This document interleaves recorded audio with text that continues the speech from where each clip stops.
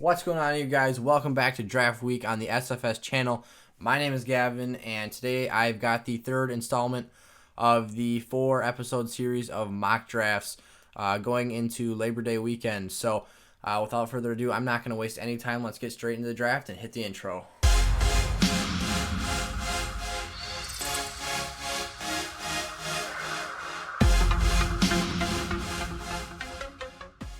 All right, today we're drafting from the 1-5. So right off to start the draft here, 4 running backs go in a row, which is kind of problematic, but it's how things should be going here this season. Pull up my draft board here, and immediately off the bat, the first name it kind of jumps off the board is Dalvin Cook, but I'm kind of choosing between him and Clyde Edwards-Helaire here. I think I'm going to go Dalvin Cook, who's actually a player I haven't really picked any of in these mock drafts, so we'll switch it up a bit here. Dalvin Cook obviously has returned to camp. That's old news right now, but just something worth noting because that was a huge issue for a bit of time there where he was in his contract holdout. So Dalvin Cook back with the team is huge, and the only concern I really have with him now is the injury risk. So Dalvin Cook's a player that I think has really good upside in fantasy football this season, but I'm personally not too high on him. I just felt like I would take a little bit of a change of direction here and pick a new player that I'm not really accustomed to picking, especially because I'm picking out of a draft position I haven't done on the channel yet. Here on the channel now, this is becoming a bit of a frequent occurrence that I've been picking Chris Carson in the second half of the second round, so I'm actually going to switch it up here, and I think I'm going to go around with Todd Gurley here of the Atlanta Falcons. I think Gurley, the concern is valid with Todd Gurley regarding his knees and the arthritis. However, I just see in this offense there's too much opportunity and other weapons on the field to divert attention away from him that I think that he has room to improve from last season where he was actually a fringe RB1 and a high-level RB2. So his offensive line play is actually improving this season, and he's getting an upgrade in quarterback play, surrounding talent, and really the only thing he's not improving in is offensive coaching staff. So I think Todd Gurley's got a lot of room to have a ceiling, and I think that his touchdown ceiling, along with his pass-catching volume and rushing attempts, could be very nice this season. So I'm going to do another thing I've been preaching here on the channel. This is one thing that I have been talking about a lot, but I actually haven't picked this player in general, and that's George Kittle. So I've been saying that in fantasy football leagues this year and every year, I feel most comfortable when I have a surefire tight end 1 on my team, and I don't have to go through the weekly headache of streaming a guy at that position. So George Kittle obviously is probably the most well-rounded tight end in football. I have zero hesitation picking him in the middle of the third round there, and I think he's a player with extreme talent, and especially with all the wide receivers going down on that team, they're going to need someone to throw to, and George Kittle is the perfect guy to handle that work. Flying through this mock draft here, so in the 4th round, I'm actually looking to pick somebody that I think has a nice amount of upside, and perfect spot here. There's 3 guys I love on the board. A.J. Brown, Robert Woods, or DJ Chark are all names that I would love at this spot. Robert Woods is a bit more of a floor play, and since I kind of have that RB spot and tight end spot solidified, I'm actually going to go with more of a risky option here, and I'm going to go A.J. Brown, who obviously has a higher ceiling than maybe all 3 of them combined, but I think that A.J. Brown has the lowest floor, so he's a guy that can bust sometimes because his passing volume just in the Tennessee offense isn't always going to be that high. He's an extremely good football player, but the offense that they run is obviously extremely run-heavy and centered around Derrick Henry, so if A.J. Brown isn't getting 10 to 12 targets a game, his fantasy production might take a hit some weeks, but those weeks when he breaks off 40, 50-plus explosive touchdown plays, that's when you're going to make your money back on this one, and A.J. Brown's a great fantasy pick in that regard. 5th round here is an absolute perfect time to round out those top 3 running backs, and I'm picking DeAndre Swift. Again, I can't hold myself back from doing it. I've been picking DeAndre Swift in the 4th and 5th round in all my mock drafts lately, and my actual fantasy leagues as well. I think that he's just going to be so efficient with the Lions, and he's going to have a great chance early on to take over that team's role. So DeAndre Swift's a guy I want lots of shares of this season, and I think that he has a great opportunity to become a workhorse in Detroit and be a productive player if he doesn't get that role. So give me DeAndre Swift this season. Keep moving along here.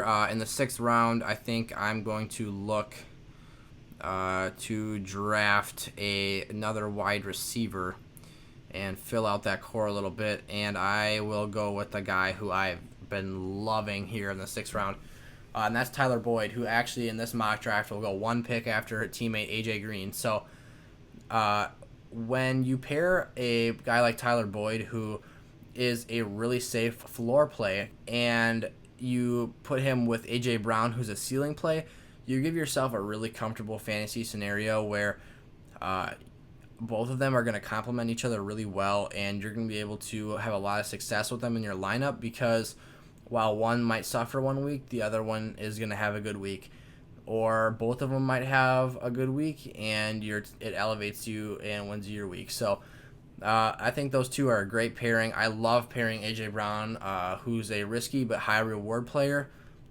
with a safe player. I think it's just a great route to go. And you can't really go wrong with it, especially if your running back group is already solidified. I think it's extremely safe, and I have no issues doing it. Time for the 7th round, and I'm going to go with a guy who I like best in PPR leagues, but I think still holds value in half PPR leagues, and that's James White of the New England Patriots. James White is going to haul in all the passing work for the Pats offense this season, and I think that he is a guy who most certainly can get 80, 85 targets this season and kind of play a much smaller role of kind of the Christian McCaffrey role for this offense. Obviously, Cam Newton has experience throwing to McCaffrey out of the backfield, so I think that'll be extremely beneficial to White's fantasy value, because it'll allow him to be more productive right off the bat. So I really like James White here. As kind of a flex play, I'm not really having to start him at a high position in my lineup, so James White is just a nice bench piece to have and a nice little consistent player to get in the mix here.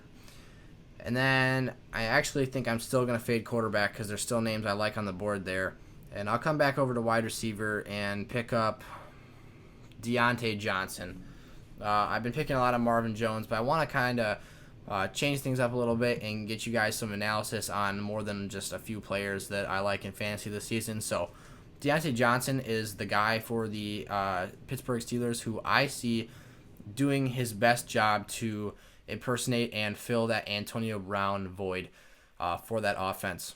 Obviously, Diontae Johnson doesn't come without his risks, because Ben Roethlisberger is coming off of Tommy John surgery, which is obviously huge for someone using their arm as their primary muscle group and tool in a sport. But we saw that Diontae Johnson in his rookie season was productive with Mason Rudolph and Devlin Hodges. So Diontae Johnson shows that he's somewhat immune to quarterback play and can be productive when those guys who are certainly below average starters can get the job done. So Diontae Johnson is a guy who I think breaks a lot of plays down the field this season.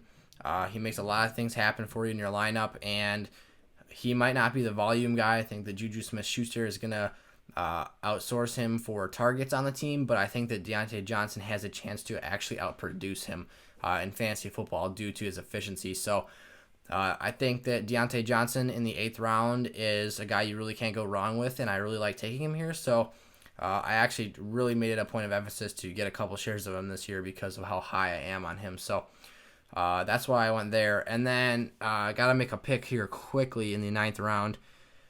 And now I think it's a good time to go quarterback, because I don't want to miss out on these top two when the Ben comes back to me.